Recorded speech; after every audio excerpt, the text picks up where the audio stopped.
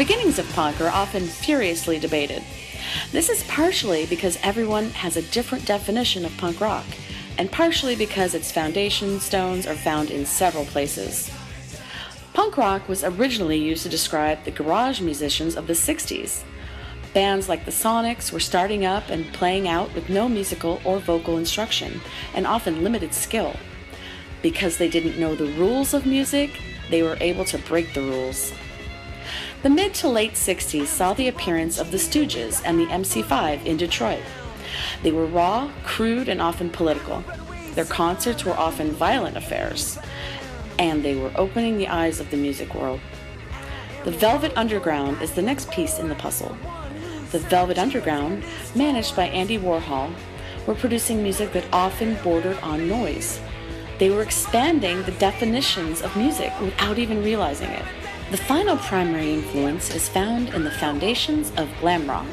Artists like David Bowie and the New York Dolls were dressing outrageously, living extravagantly, and producing loud, trashy rock and roll.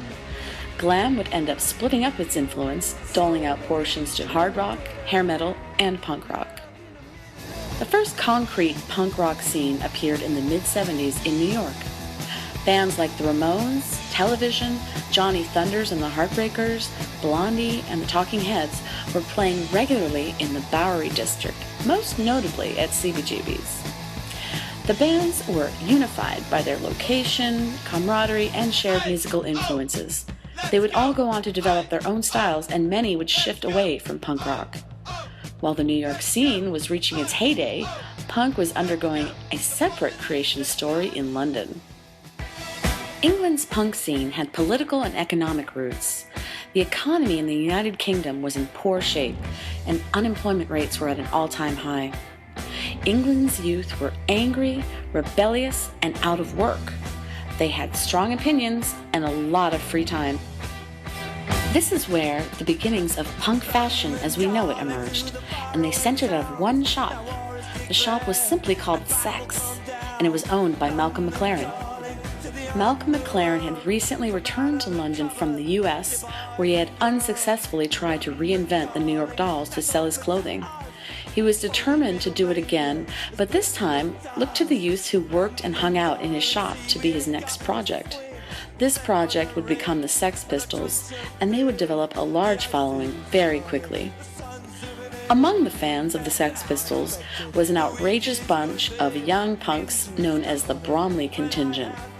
Named after the neighborhood they all came from, they were at the first Sex Pistols shows and quickly realized they could do it themselves.